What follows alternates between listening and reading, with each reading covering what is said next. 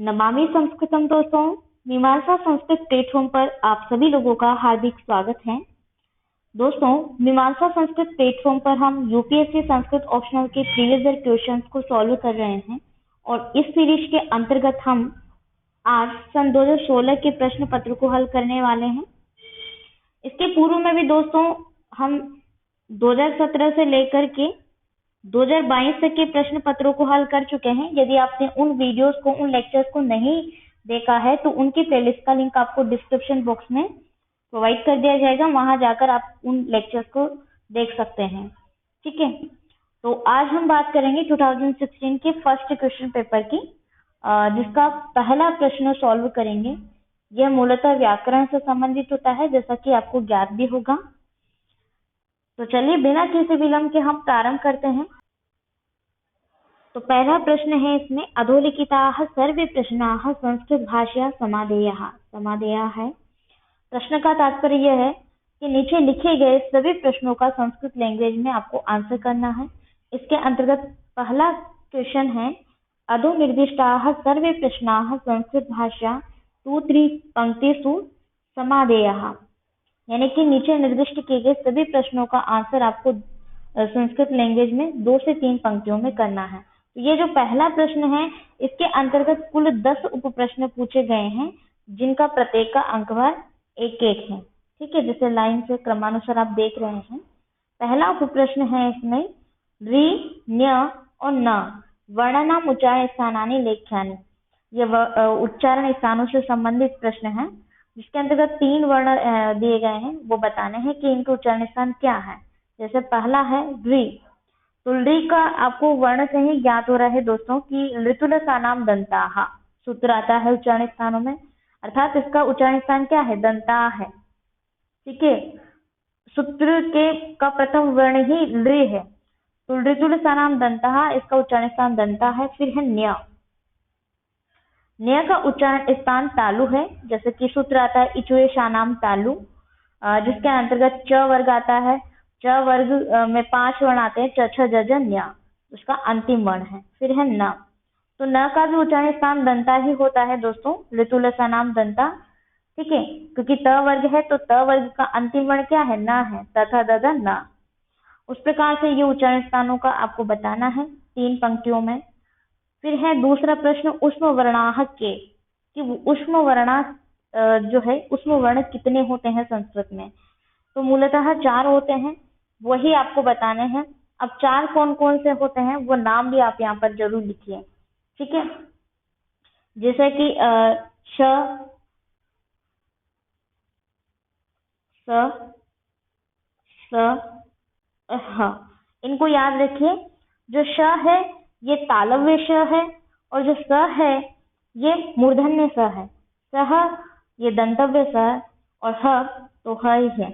ठीक है, आगे है अगला प्रश्न, खय प्रत्याहार अंतर्गताः वर्णाः लेखनीयाः। खय प्रत्याहार के अंतर्गत आने वाले वर्णों को लिखिए।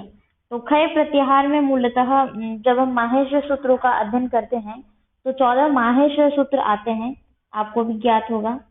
अब उसमें ख वर्ण कहाँ पर आता है, तो यह आता है 11वें सूत्र में, ख फ छठ त चट तव।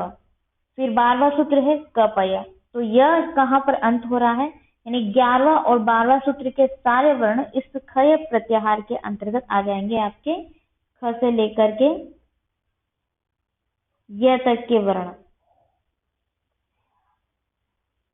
ठीक है, ख फ छठ त चट तव क पय। अगला प्रश्न है, का संहिता संज्ञा, यानी संहिता संज्ञा क्या होती है।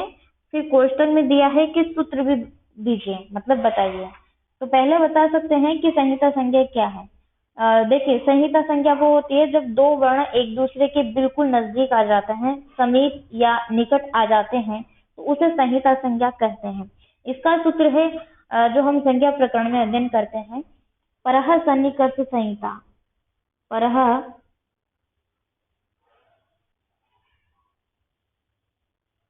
सन्निकर्षः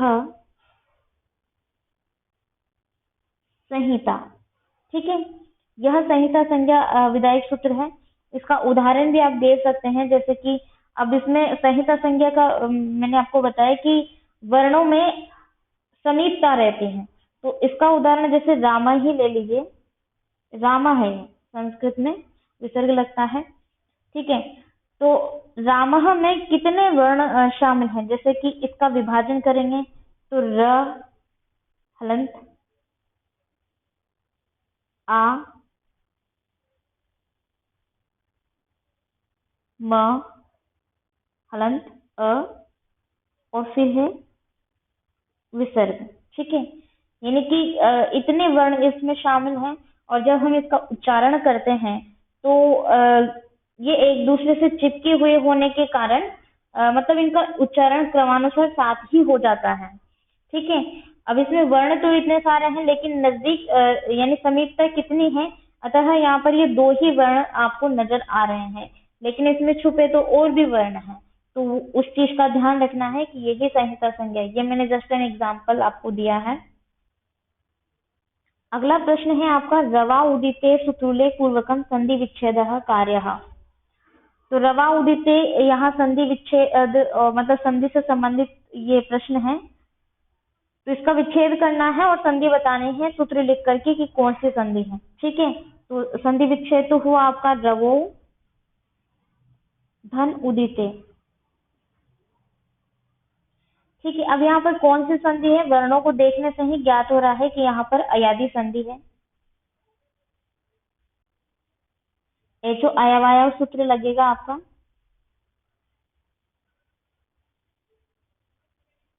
एचो अयवायावः, ठीक है। ये सूत्र क्या कहता है कि ये एक तो अयादि संधि करता है, दूसरा ये कहता है कि जब एच प्रत्याहार के परे अच प्रत्याहार होता है, अच प्रत्याहार का मतलब है कोई भी असमान स्वर, असमान जैसे यहाँ पर औ है तो यहाँ पर डायरेक्टली ओ या औ नहीं होना चाहिए, अन्य स्वर होना चाहिए, इसका मतलब है असमान स्वर। तो अच प्रत्याहार में से कोई भी असमान स्वर सामने हो, ठीक है, एच प्रत्याहार के परे, तो एच प्रत्याहार के स्थान पर क्रमशः ऐ औ आय औ आदेश हो जाता है। तो यहाँ पर औ है तो औ को औ आदेश होगा, तो उस हिसाब से रवा उदिते आपका यहाँ पर ये रूप बनता है। तो ये चीज को आप ध्यान में रखिएगा, संधि से रिलेटेड है, आपको ज्ञात भी होगा। अगला प्रश्न है, यदि धन अपि सूत्रोल्लेख पुरस्परम संधि कार्यम विधेयम। यह भी आपका संधि से ही रिलेटेड है, यण संधि है। यदि धन अपि, इसका आपको संधि कार्य करना है तो आपका संधि कार्य होगा यद्यपि, यद्यपि, ठीक है। अब ये कौन से संधि से हुआ, मतलब कौन से सूत्र से हुआ, तो इको यणची सूत्र।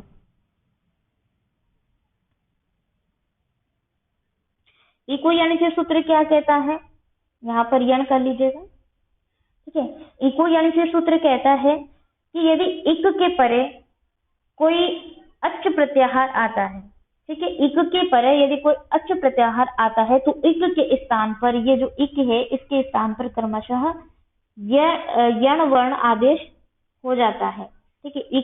इक के जो भी वर्ण है उस इक के स्थान पर यण आदेश हो जाएंगे, यवरल, ठीक है। तो यहाँ पर जैसे आप देख रहे हैं ई है तो ई के स्थान पर यह आदेश हो गया और ये बन गया आपका यद्यपि। उम्मीद करती हूँ समझ में आ गया होगा आपको।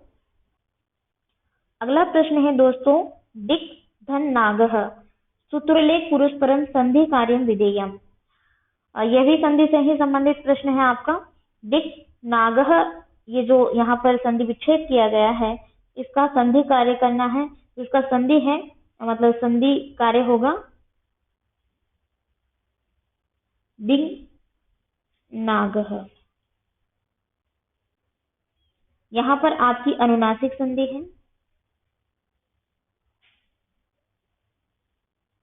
कौन से सूत्र से है, तो यहाँ पर एक वार्तिक है, यरो अनुनासिक है, अनुनासिको वा, आपने अध्ययन किया है क्लासेस के दौरान।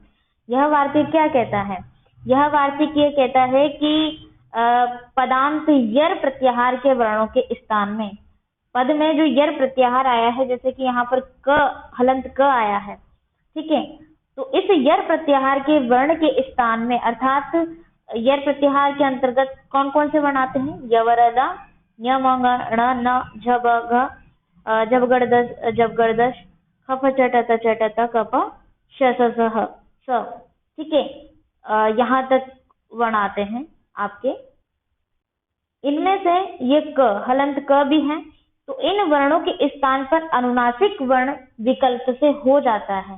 अब जब हम ये देखते हैं क वर्ग, क वर्ग में कौन कौन से वर्ण आते हैं? क ख ग घ ग, तो ये इसका अंतिम वर्ण हो गया ग। ठीक है, तो उसी का अनुनासिक वर्ण यानी क वर्ग का अनुनासिक वर्ण क्या है? ग।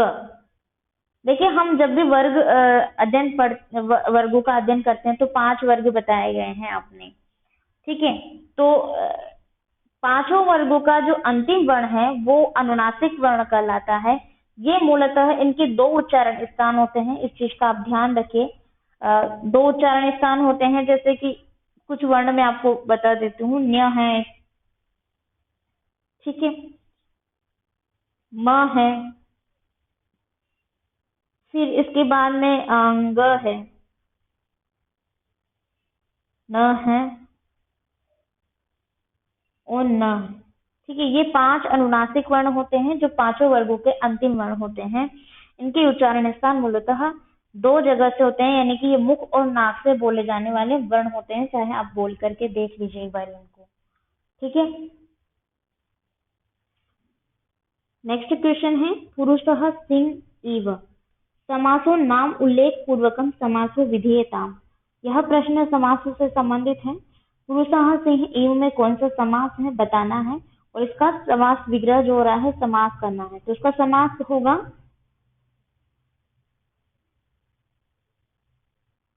पुरुष सिंह। ठीक है, यहाँ पर कर्मधारय तत्पुरुष समास है, या आप तत्पुरुष समास भी लिख सकते हैं। अगला प्रश्न है एकोनः विग्रह पूर्वकम समास नाम लिखत। एकोनः जो पद है इसमें कौन सा समास है बताना है और इसका विग्रह करना है, अर्थात ये समास से संबंधित प्रश्न है। तो सबसे पहले तो एकोनः में तृतीय तत्पुरुष समास है। क्यों है तृतीय तत्पुरुष समास? क्योंकि तृतीय तत्पुरुष समास जो है सुबंत में या सुबंत को पुरुष सदृश, सम, उदार्थ, कलह, निपुण, मिश्र, सम्मिश्र, संलग्न, अवर इत्यादि जब शब्द आते हैं तो इनके योग में तृतीय तत्पुरुष समास होता है। अब जैसे कि इसका विभाजन करते हैं हम एकोनः का, एकेन ऊनः, तो यहाँ पर ऊनार्थक ये शब्द आया है, जैसे मैंने आपको बताया था पूर्व सदृश स्तंभ ऊनार्थ। ठीक है, ऊनार्थः शब्द के योग में यहाँ पर तृतीय तत्पुरुष समास है और एक सुबंत भी है। नेक्स्ट क्वेश्चन है आपका समवेता जना दुर्गा प्रतिमा पश्यन्ति वाच्य परिवर्तनम क्रियताम। ये जो वाक्य दिया गया है संस्कृत में, समवेता जना दुर्गा प्रतिमा पश्यन्ति, इसका वाच्य में परिवर्तन करना है। तो देखिए, समवेता जना का तृतीय विभक्ति में हो जाएगा, क्योंकि ये बहुवचन है तो बहुवचन ही आपका यहाँ पर आएगा। तो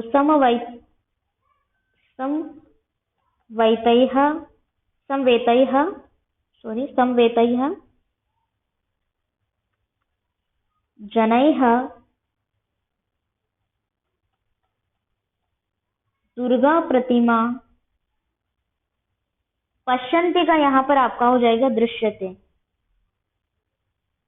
ठीक है, अब देखिए कोई धातु होती है जब वाच्य परिवर्तन करना हो तो अगर परस्मैपदी की धातु है तो आत्मनेपदी में परिवर्तित हो जाती है, और आत्मनेपदी की धातु है तो परस्मैपदी में परिवर्तित हो जाती है। उसी प्रकार से यदि कर्ता जो है यहाँ पर प्रथमा विभक्ति में हो तो वो तृतीय विभक्ति में हो जाता है, और यदि तृतीय विभक्ति में हो तो प्रथमा विभक्ति में हो जाता है। इनका कर्म को आपका ध्यान रखना होता है।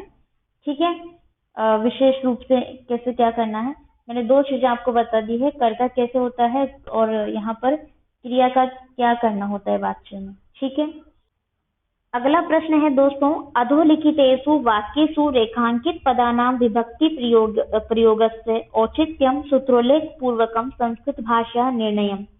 अर्थात नीचे लिखे गए वाक्यों में रेखांकित पदों में जो विभक्ति प्रयुक्त की गई है उसका औचित्यपूर्ण सूत्र लिखना है संस्कृत भाषा में। ठीक है, निर्णय प्रस्तुत करते हुए। अब देखिए इसमें पहला जो प्रश्न है वो है तंडुलान ओदनम पचती। तंडुलान चूंकि पद से ही ज्ञात हो रहा है कि इसमें द्वितीय विभक्ति बहुवचन रूप है, अर्थात इसमें द्वितीय विभक्ति है, लेकिन इसका निर्णय तो करना है ना कि वे क्यों है, कैसे हैं, वो तो बताना है और कौन से सूत्र से है। तो तंडुलान ओदनम पचती, तंडुल का मतलब होता है चावल। तो वैसे कायदे से देखा जाए तो चावलों से ओदनम अर्थात भात को पचती पकाता है, चावलों से भात को पकाता है। तो कायदे से देखा जाए तो इसमें कर्ण कारक होना चाहिए, मतलब कि कर्म के स्थान पर कर्ण होना चाहिए। ठीक है, तृतीय विभक्ति होनी चाहिए।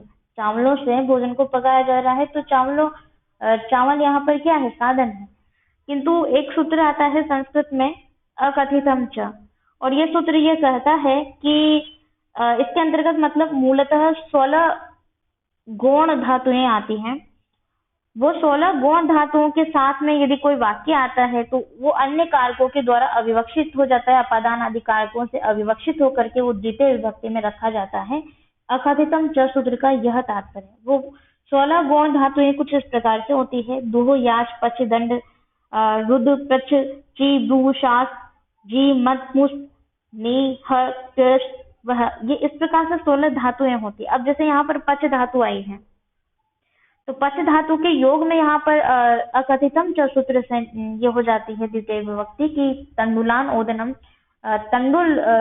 तंडुलान जो है द्वितीय विभक्ति का बहुवचन रूप लेकर के यहाँ पर द्वितीय विभक्ति रख देते हैं। वैसे तो देखा जाए तो इसका असली जो रूप है ये होता है तंडुलैः।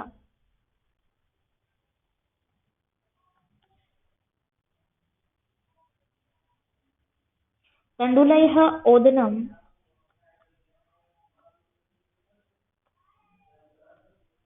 तंडुलैः ओदनम पचति। ठीक है, ये इसका करण कारक में जैसे तृतीय विभक्ति में देखा जाता है। अब अगला प्रश्न है इसमें अक्षणा काणो अयम आयाति, अर्थात आंख से काणा यह आता है। आयाति मतलब आता है, अयम यह काणा जो आंख से काणा है, यह इसका तात्पर्य है। तृतीय विभक्ति आपको ज्ञात हो रही है कि आंख से काणा है तो करण कारक है। अब इसमें कौन सा सूत्र लगेगा वो आपको बताना है। जैसे एनांग विकार सूत्र है तो एनांग विकार सूत्र क्या कहता है कि जिस अंग से अंगी का विकार युक्त अंग दिखाई दे या प्रदर्शित हो उसी में तृतीय विभक्ति होती है। अब जैसे यहाँ आंख रूपी जो अंग है उसमें विकार है, क्या है कि वो आंख से काणा है। ठीक है, शीर्षः खल्वेशः, वो सिर से गंजा है। पादाखंजः, पैर से लंगड़ा है। तो इस प्रकार के जो वाक्य आते हैं जिस अंग में विकार होता है उसी में मूलतः तृतीय विभक्ति होती है। यहाँ पर अक्षणः अर्थात आंख में तृतीय विभक्ति है। येनांग विकार है, आपका सूत्र लगेगा येनांग विकार, येनांग विकार है। सही से लिख लीजिएगा, मैं उच्चारण सही कर रही हूँ। ठीक है, अगला प्रश्न है मातु निलीयते कृष्णः।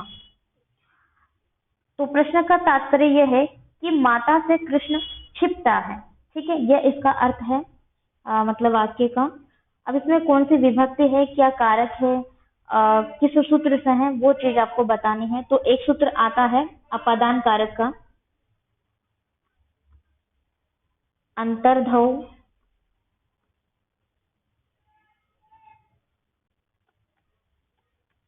येना दर्शनम इच्छति। ठीक है, येना दर्शनम इच्छति, ये अपादान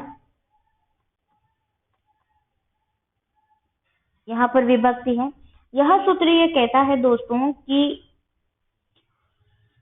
जिस से छिपने की इच्छा की जाती है। अब जैसे कि यहाँ पर मातु निलीयते कृष्ण, हम माता से कृष्ण छिपने की इच्छा कर रहे हैं, भाई उन्होंने कुछ गलती कर दी होगी या उनसे कोई मिस्टेक हो गई होगी, अतः वो माता से छिपना चाहते हैं, वो माता से छिपने की इच्छा रखते हैं। तो जिस व्यक्ति से छिपना प्रदर्शित किया जाता है, स्वयं को छिपाया जाता है, उसी व्यक्ति वस्तु स्थान व्यक्ति में क्या होती है, अंतर्धो येनादर्शनम इच्छति अपदान, ये इस सूत्र से अपादान संज्ञा होती है और अपादान पंचमी से पंचमी विभक्ति होती है। ठीक है, अगला प्रश्न है अर्थस्य हेतुर वसति। अर्थस्य हेतुः वसति कि अर्थ के लिए अर्थात धन के लिए क्या करता है, निवास करता है अथवा बसता है, यह इसका अर्थ है। इसमें मूलतः षष्ठी विभक्ति है, पद से ही ज्ञात हो रहा है। तो षष्ठी का सूत्र है षष्ठी हेतु प्रयोगे। ठीक है, पेन नहीं चल रहा है, मैं बोल रही हूँ, आप लिख सकते हैं। तो षष्ठी हेतु प्रयोगे है। इस सूत्र का यह तात्पर्य है कि हेतु यानी कारण, जहां पर कारण इत्यादि प्रदर्शित किए जाते हैं या जहां पर कारण या हेतु दोनों चीजें हों, तो वहां पर क्या होता है, षष्ठी विभक्ति होते है हेतु, षष्ठी हेतु प्रयोगी सूत्र से। जैसे यहाँ अर्थ के लिए वो वहां रहता है, जैसे कोई व्यक्ति है तो वो दूसरे गांव जाकर के जॉब करता है, नौकरी करता है। ठीक है, तो वो वहां किसके लिए रहता है, अपने पेट को पालने के लिए, यानी अर्थ के लिए, धन कमाने के लिए। तो उसका मूल जो कारण है वो है धन कमाना। ठीक है, अर्थ से हेतु वसति है, यानी वो वहां पर धन के लिए निवास करता है। अब इसमें हेतु कारण बताया गया है, तो ज्ञात हो रहा है कि इसमें हेतु प्रयोगी सूत्र आएगा। अगला प्रश्न है छात्रेषु मेत्रः पटुः, यानी छात्रों में जो मेत्र नाम का छात्र है वह क्या है, पटु है। ठीक है, पढ़ने में मतलब क्या है, इंटेलिजेंट है। तो यहाँ पर कौन सी विभक्ति है, क्या कारक है, वो आपको बताना है। ठीक है, यतश्च निर्धारणम यहाँ पर सूत्र लगेगा आपका, यतश्च निर्धारणम। यतश्च निर्धारणम सूत्र सप्तमी विभक्ति से संबंधित होता है। यह कहता है कि जाति, गुण, क्रिया तथा संज्ञा आदि की विशेषता के कारण किसी वस्तु को अपने समुदाय से पृथक करना अर्थात अलग करना, जिसमें निर्धारण किया जाता है, उसमें विकल्प से षष्ठी या सप्तमी विभक्ति होती है। ठीक है, तो यहाँ पर आपके मूलतः विकल्प से क्या है, सप्तमी विभक्ति है कि छात्रेषु, यहाँ पर सप्तमी विभक्ति आ रहा है, बहुवचन रूप है। तो बहुत सारे छात्रों का समूह है, और उस बहुत सारे छात्रों का समूह यानी कि कोई कक्षा है, क्लास है, उस बहुत सारे छात्र के समूह में मैत्रः नाम का जो छात्र है, मैत्रः नाम का छात्र क्या है, पटु है, इंटेलिजेंट है, यानी उसका पृथक्करण किया गया है, उसको अलग किया गया है समस्त छात्र समुदाय में से। तो जिसके भी कारण, जैसे कि जाति हुई, जाति, गुण, क्रिया तथा संज्ञा इत्यादि की विशेषता के कारण किसी वस्तु को या अपने ही समुदाय से अलग कर दिया जाता है, तो उसमें निर्धारण किया जाता है, यानी कि विकल्प से सप्तमी विभक्ति होती है। कहीं कहीं पर षष्ठी भी होती है, वह पद के अकॉर्डिंग देखना होता है आपको कि उसमें रेखांकित पद क्या है। यहाँ पर रेखांकित पद एक ही आया है, छात्रेषु। ठीक है, अगला प्रश्न है, यानी प्रश्न संख्या 1 का नेक्स्ट क्वेश्चन है, अधोलिखितानां सूत्राणाम् अर्थो उदाहरणानि संस्कृतेन 3-4 पंक्तिभिः लेख्यानि, यानी कि नीचे लिखे गए सूत्रों का अर्थ लिखते हुए उदाहरण बताना है और संस्कृत भाषा में प्रेजेंट करना है 3-4 पंक्तियों में एटलीस्ट। 5 उप प्रश्न है इसमें, आप स्क्रीन पर देख पा रहे हैं। प्रत्येक प्रश्न का अंकभार 2 है, यानी कि कुल 10 अंक का ये प्रश्न है। तो पहला प्रश्न है इसमें अदर्शनम लोपः, यह सूत्र है संज्ञा प्रकरण से संबंधित। ठीक है, अदर्शनम लोपः सूत्र लोप संज्ञा विदाई सूत्र है। यह सूत्र कहता है कि शब्द तो उपस्थित होता है परंतु उसका दर्शन नहीं होता है, अर्थात उसकी लोप संज्ञा हो जाती है। जैसे आप बात करते हैं अच प्रत्याहार है, अच प्रत्याहार ले लीजिए। अच प्रत्याहार में हम अ, ई, ऊण ऐसे गिनते हैं ना, तो अ, ई, ऊण ये हलंत ण, ऋलिक हलंत क। तो ये जो वर्ण आते हैं, अंतिम वर्ण, माहेश्वर सूत्र का अंतिम वर्ण, ये होते तो है प्रत्याहारों के अंतर्गत, सूत्रों के अंतर्गत, किंतु ये दिखाई नहीं देते हैं, इनको गिना नहीं जाता है, मतलब कि इनका दर्शन नहीं होता है। कहते हैं कि शब्दम उपस्थितम भवति परंतु तस्य दर्शनम न भवति, तस्य लोप संज्ञा भवति, उसकी लोप संज्ञा होती है। तो तत्सूत्रम लोप संज्ञा विधेय सूत्रम कथति, ऐसा आप मतलब अपनी भाषा में बनाकर लिखेंगे। उदाहरण आप बता दीजिए, कोई भी माहेश्वर सूत्र का उदाहरण लीजिए, प्रत्याहार वगैरह का। अगला प्रश्न है सुप्तिंगंतम पदम। सुप्तिंगंतम पदम ये भी आपका संज्ञा प्रकरण से संबंधित सूत्र है, जो कि पद संज्ञा विधायक सूत्र है।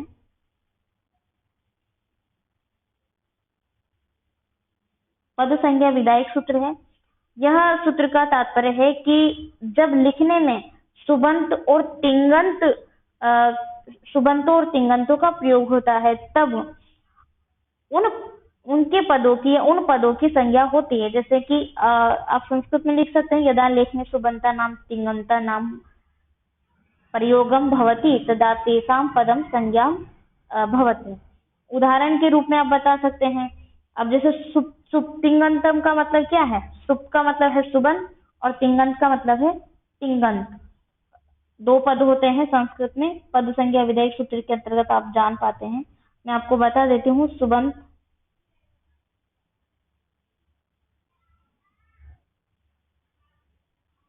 और तिंगंत।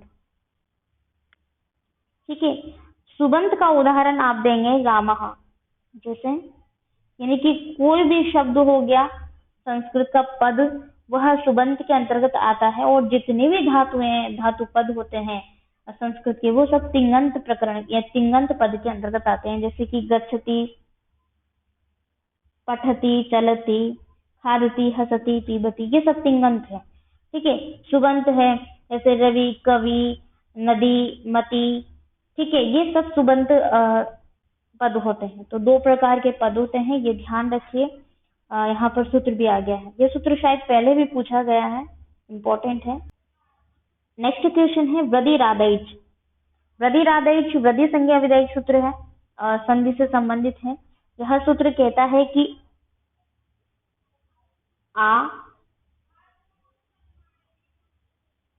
ऐ और औ ये तीन वर्ण हैं। इन तीन दीर्घ स्वरों की वृद्धि संज्ञा होती है। तीन जो स्वर हैं दीर्घ स्वरों की, ये दीर्घ स्वर हैं। ठीक है, अ का आ है, ए का ऐ है, ओ का औ है। तो ये दीर्घ स्वरों की वृद्धि संज्ञा होती है। जैसे उदाहरण आप दे सकते हैं, कृष्णैकत्वम, कृष्ण धन एकत्वम। ठीक है, अब यहाँ पर ए है, तो ए का वृद्धि मतलब क्या होगा? दीर्घ स्वर क्या है? ऐ है, तो ए का ऐ है, तो यहाँ पर आपका जब इसका मिलान करेंगे तो कृष्णै कत्वम, यानी कि ए का दीर्घ ऐ हो जाएगा। और उसी प्रकार से जैसे गंगाधन ऐश्वर्यम, गंगाधन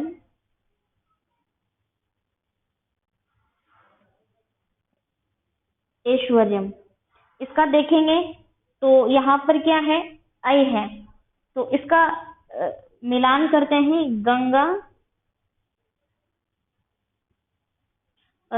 गंगैश्वर्यम हो जाएगा, दीर्घ ऐ हो जाएगा। अब तीन ही स्वरों का यहाँ पर जो है दीर्घ होता है, वृद्धि होता है। तीन दीर्घ स्वरों का वृद्धि होता है, वह आपको ध्यान रखना है वृद्धिरादेश सूत्र से। नेक्स्ट क्वेश्चन है अतिरतिक्रमणे च। ये सूत्र आपका कर्म प्रवचनीय संज्ञा से संबंधित है। इस सूत्र से क्रम प्रवचनीय संज्ञा होती है, द्वितीय विभक्ति से संबंधित सूत्र है। यह सूत्र क्या कहता है कि जो पूजा, अर्थात प्रशंसा, पूजा, पाठ, ठीक है, इनके अर्थ में अति जो शब्द होता है, इसकी कर्म प्रवचनीय संज्ञा होती है। क्योंकि ये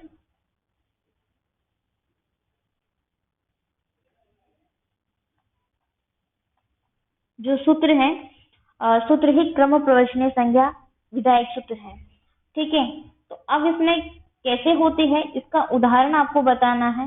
एक उदाहरण देते हैं। उदाहरण है अति देवान कृष्ण। अब देखें यहाँ पर जो है कृष्ण नामक जो भगवान है यानी देव हैं, वो क्या है, देवों से बढ़कर हैं। अति शब्द का मतलब ही होता है बढ़कर, ठीक है। तो कृष्ण जो है देवों से बढ़कर हैं, यानी उनकी पूजा अथवा प्रशंसा की जा रही है। और जहां पर अति शब्द आ जाता है, उस अति शब्द के योग में क्रम प्रवचनीय संज्ञा होती है। अति शब्द की क्रम प्रवचनीय संज्ञा होती है। अब क्रम प्रवचनीय संज्ञा क्या होती है दोस्तों, कि जहां भी क्रम प्रवचनीय संज्ञा होती है वहां द्वितीय विभक्ति या कोई भी विभक्ति होने में, फॉर एग्जाम्पल द्वितीय विभक्ति होने में किसी अन्य सूत्र की आवश्यकता नहीं पड़ती है। इस एक सूत्र से ही यहाँ पर द्वितीय विभक्ति हो जाती है। अब जैसे अन्य और भी सूत्र होते हैं, मैं आपको उदाहरण के रूप तौर पर बताना चाहूंगी। अकथितम च, द्वितीय विभक्ति का ही सूत्र ले लीजिए, पूर्व में जो है अकथितम च। यह अकथितम च अविवक्षित जो धातुएं हैं, जो अन्य कारकों उपादान आदि से अविवक्षित कर दी गई है, उनमें कहीं नहीं जाती है। कथयितुम इच्छा नास्ति, हमें नहीं कहने की इच्छा है, तो उन अकथित धातुओं के योग में अकथितम च सूत्र से कर्म संज्ञा होती है, फिर कर्मणि द्वितीय से द्वितीय विभक्ति होती है। ऐसा इस कर्म प्रवचनीय संज्ञा में नहीं होता है, इसमें एक सूत्र से ही द्वितीय विभक्ति हो जाती है। यहाँ कर्मणि द्वितीय की तो आवश्यकता ही नहीं पड़ती है, ठीक है। नेक्स्ट सूत्र है भित्रार्थानाम भय हेतु। ठीक है, ये सूत्र पदांश संज्ञा करता है। अपदांश संज्ञा विधायक सूत्र है और सूत्र का तात्पर्य यह है कि भय अर्थ वाली धातुओं के योग में और त्राण अर्थ वाली धातुओं के योग में, भी से भय और त्र से त्राण। तो भय का मतलब है जो भयानक, भय से रिलेटेड जो भी धातुएं होती है संस्कृत की वो सब, और त्राण का मतलब है रक्षा। तो रक्षा से संबंधित जो भी धातुएं हैं होती हैं, उनके योग में या उन धातुओं के प्रयोग में अपदांश संज्ञा होती है। किससे? भित्रार्थानाम भय हेतु है सूत्र से। और अपादाने पंचमी, अपादाने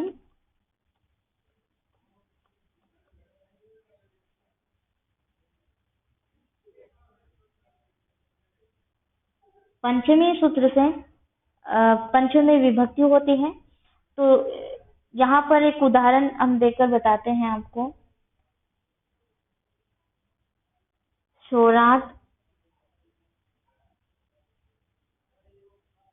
बिभेति, यानी चोर से डरता है, ठीक है। तो चोरात यहाँ पर भय धातु, भय अर्थ में बिभेति धातु मतलब ये क्रिया प्रयुक्त हुई है, ठीक है, भय अर्थ में। तो चोराद यानी चोर से भय है, अर्थात यहाँ पर जिससे भय या जिससे रक्षा की जाती है उसमें प्रत्यय पंचमी विभक्ति होते भित्रार्थानाम हेतु है सूत्र से। उम्मीद करते हैं समझ गए होंगे। अगला प्रश्न है दोस्तों, का अश्रुति संस्कृति अश्रुति नाम प्रयोग वैशिष्ट्यम सोदाहरणम संस्कृते निरूपणीयम। प्रश्न जो है भाषा विज्ञान के अंतर्गत स्वर परिवर्तन से संबंधित है और इस प्रश्न का क्या तात्पर्य है वो आपको बता देते हैं। का अश्रुति है यानी कि अश्रुति क्या है, क्या होती है। संस्कृत में अश्रुतियों के प्रयोग वैशिष्ट्य का उदाहरण कई संस्कृत में निरूपण करना है। 150 शब्दों में इसको आंसर को परिमित करना है। मैं आपको 2 पंक्तियों में इसका अर्थ मतलब आंसर बताने का पूरा प्रयास करूंगी, आप समझ जाइएगा, ठीक है। देखिए, पद में जब स्वर परिवर्तन या मात्रा भेद के कारण व्याकरणिक जो जुड़ाव होता है वर्णों में, और उसी पद्धति पर जो नए वर्ड की क्रिएशन होती है, उस नए वर्ड की क्रिएशन को ही अश्रुति कहते हैं। यह मूलतः 2 प्रकार की होती है, मात्रा मूलक और गुण मूलक, ठीक है। मात्रा मूलक अश्रुति में सिंगल ध्वनि समान प्रकृति वाली दूसरी ध्वनि में जब परिवर्तित हो जाती है तो उसे मात्रा मूलक कहते हैं। और गुणमूलक अश्रुति में स्वर ध्वनि में गुणमूलक परिवर्तन होता है, उसे गुणमूलक मतलब ये कहते हैं, अश्रुति कहते हैं। जैसे मैं आपको बता देती हूँ एक उदाहरण देकर के। मात्रा मूलक का देख लीजिएगा, यहाँ मैं लिख नहीं रही हूँ, सिर्फ उदाहरण लिख रही हूँ। मात्रा मूलक में हम लिखते हैं जीत, ठीक है, एक जीत ये होती है। और एक जीत ये होती है, लेकिन दोनों का अलग अलग अर्थ होता है। ठीक है, सिर्फ मात्राओं का फेरबदल हो जाता है। उसी प्रकार से सूत है, सुत और सूत। सुत का मतलब तो होता है पुत्र, और सूत का मतलब होता है धागा। ठीक है, तो यहाँ पर मात्राओं का की अपश्रुति है, यानी इनमें मात्रा मूलक अपश्रुति कहेंगे। उसी प्रकार से गुणमूलक अपश्रुति है, जैसे कि मतलब उनके गुणों में परिवर्तन हो जाता है। अर्थ में तो होता ही है, गुणों में हो जाता है। जैसे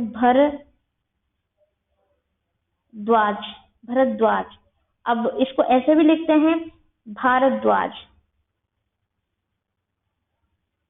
मतलब दोनों शब्द हैं अलग अलग, लेकिन इनमें सिर्फ गुणों का परिवर्तन है, मतलब गुण अलग अलग हैं। उसी प्रकार से वसुदेव है,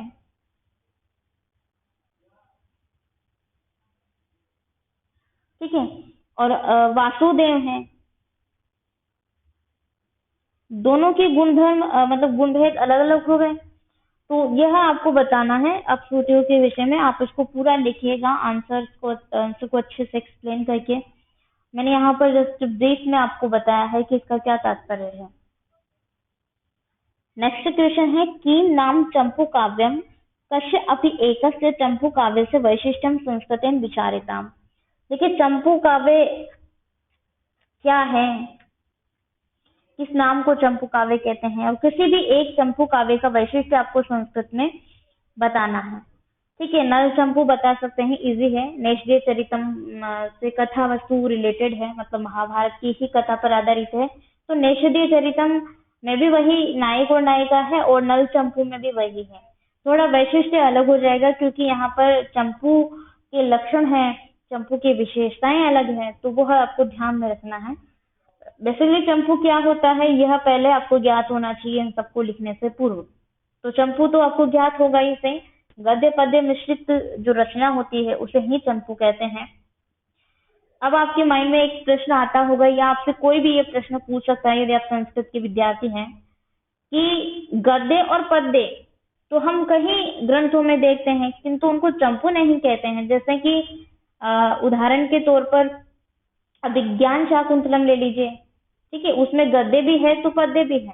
स्वप्नवास वदतम है, उसमें गद्य भी है पद्य भी है, तो वो चंपू क्यों नहीं है।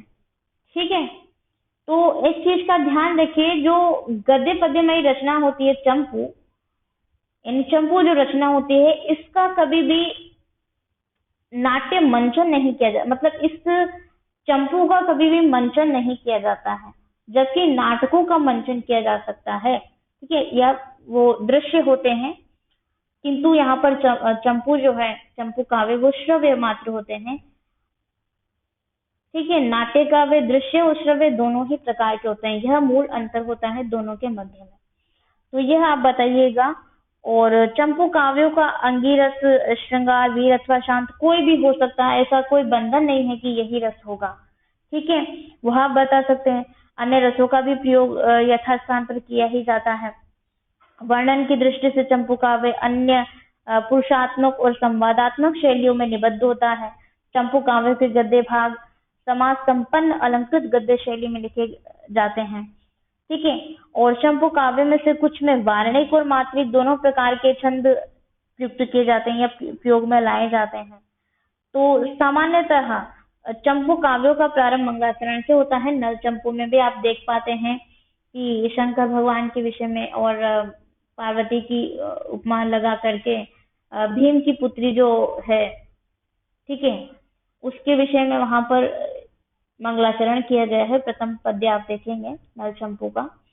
तो यह है सामान्य विशेषता। आपको किसी भी एक चंपू की आप बता सकते हैं, जरूरी नहीं है कि नल चंपू की ही बताएं। और क्या चंपू का काव्य का तात्पर्य है वो समझ चुके होंगे, आपको भी ज्ञात होगा, मुझे अधिक बताने की आवश्यकता नहीं है। तो अब इस प्रश्न से संबंधित यदि आपको कोई भी डाउट है दोस्तों, तो आप कमेंट में हमें कमेंट बॉक्स में कमेंट करके पूछ सकते हैं, आपको टाइम पर रिप्लाई किया जाएगा। ठीक है, यदि कोई प्रश्न या कोई अर्थ छूट गया हो मुझसे तो आप कमेंट कर दीजिएगा। यही इसी के साथ मैं अपनी वाणी को विराम देती हूँ। आप सभी लोगों का तहे दिल से शुक्रिया दोस्तों कि आप अंततः हमारे साथ बने रहें। नमामि संस्कृतम।